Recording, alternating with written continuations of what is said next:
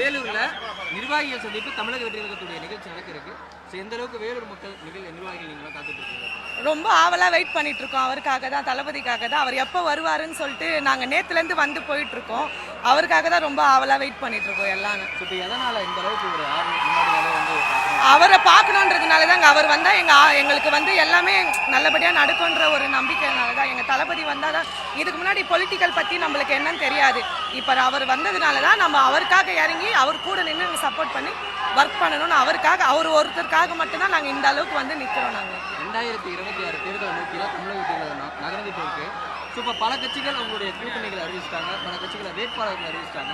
தமிழக வெற்றி கழகம் இன்னும் ஒரு நிலையான கூட்டணியோ இல்லை வேட்பாளர்களோ இது வரைக்கும் அறிவிக்கல. ஸோ 2026 அந்த அளவுக்கு எதிர்கொள்ளும்.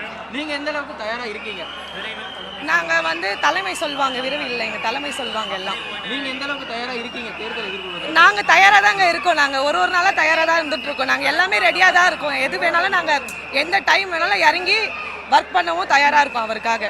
என்னோட பேர் வந்து பிரேமா. நான் விருப்பாட்சிபுரம் பகுதி துணை செயலாளராக இருக்கிறேன். என்னோட வீட்டுக்கார் வந்து ஆர்மியில் இருக்கிறார். இத்தனைக்கும் நாட்டுக்காக போயிருக்கிறார் அவர். இருந்தாலும் நான் இந்த டைமில் வந்து ஏன் இங்கே நிற்கிறேன், ஒரே ஒரு காரணம் எங்களோட அண்ணன் தளபதிக்காக மட்டும்தான். அவர் எப்போதுமே எங்களுக்கு நல்லது தான் செய்வார். அந்த ஒரு நம்பிக்கையில் தான் இந்த இடத்துல இந்த நைட்டில் வந்து வீட்டில் எல்லாரோட சப்போர்ட் இருந்து நாங்கள் வந்து இந்த ஒரு பெண்ணாக இருந்து இங்கே வந்து நிற்க தைரியம் தளபதி அண்ணன் ஒரே ஒரு காரணத்துக்காக மட்டும்தான். கட்சியினுடைய தலைவர் விஜய் அவர்கள் பேசும்போது நிறைய வந்து எதிர்கட்சிகளை விமர்சித்து தான் பேசுறாரு. பொதுமக்களுடைய பிரச்சனையோ மாநிலத்தில் இருக்கக்கூடிய பிரச்சனையோ இல்லை அந்த மாவட்டத்தில் இருக்கக்கூடிய பிரச்சனையோ பேசல அப்படின்ற மாதிரி ஒரு குற்றச்சாட்டு வைக்கிறாங்க. அதை பற்றி உங்களுடைய கருத்து? நல்லது செஞ்சா எல்லாருக்குமே தப்பாக தான் தெரியும். நீங்கள் தப்பு கூட தொண போனீங்கன்னா தான் அவங்கள நல்லவங்கன்னு. நீங்கள் நல்லதை தட்டி கேட்டு பாருங்க, தப்புன்னு தான் சொல்லுவாங்க. அண்ணன் என்னைக்குமே நல்லது தான் செய்கிறார். மக்களுக்கு எது தேவையோ அதை மட்டும்தான் செய்கிறாரு. மக்களுக்காக தான் செய்கிறாரு இறங்கி. அவர் வந்து இவ்வளோ தளவு கஷ்டப்பட காரணம் மக்கள் எல்லாரும் நல்லா இருக்கணும், அவங்களுக்கு நல்லது செய்யறதுக்காக தான் இவ்வளோ தளவு அண்ணன் வந்து செய்கிறாரு.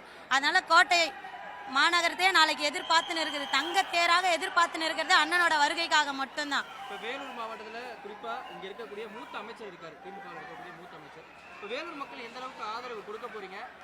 எதிர் வரக்கூடிய எதிர்கட்சிகளை எப்படி எதிர்கொள்ள? எவ்வளோ வந்தாலும் எதிர்பார்க்கலாம் தான் தைரியமா நிற்கிறோமே இந்த அளவுக்கு வந்து. ஏன்னா எல்லாமே மக்களுடைய நேரடி தொடர்பில் தான் இருக்கிறோம். நாங்கள் வந்து ஆளுங்கட்சியோ எதிர்கட்சியோ அதெல்லாம் எதுவுமே வேண்டாம். ஏன்னா மக்களுடைய குறைகளை தான் நாங்கள் போய் நேரடியாக கேட்குறோமாண்டி. அதனால் மக்களுடைய தொடர்பில் இருக்கிறதால எந்த ஒரு தப்புமே கிடையாது. கண்டிப்பாக மக்களுடைய தொடர்பில் மட்டும்தான் என்றைக்குமே தான் அவங்களுக்கு நல்லது செய்யறது தான் எங்களோட வேலையை. வேலூர் மாவட்டத்தில் குறிப்பாக இந்த பிரச்சனை இருக்குது, இதை பற்றி பேசுகிறா நல்லா இருக்கும் கட்சியினுடைய தலைவர் அப்படின்ற மாதிரி அண்ணனுக்கு வந்து எல்லாமே தெரியும். தெரிஞ்சும் அண்ணன் இங்கே வந்து பேச போகிறதோடனே ஒன்று மக்கள் நலனை கருத்தில் கொண்டு தான் பேச போகிறேன். அவர் எது பேசினாலும் எங்களோட நல்லது, அதாச்சும் எங்களோட நான் இல்லை, மக்களோட எல்லாரோடைய நலனுக்காக தான் அண்ணன் பேசுறதுக்கே வராரு. கோட்டை மாநகரமே மக்களோட எல்லாரோட எதிர்பார்த்துமே தளபதி எப்போ வருவாருன்றதுக்காக தான் வெயிட் பண்ணிட்டு இருக்கோம்.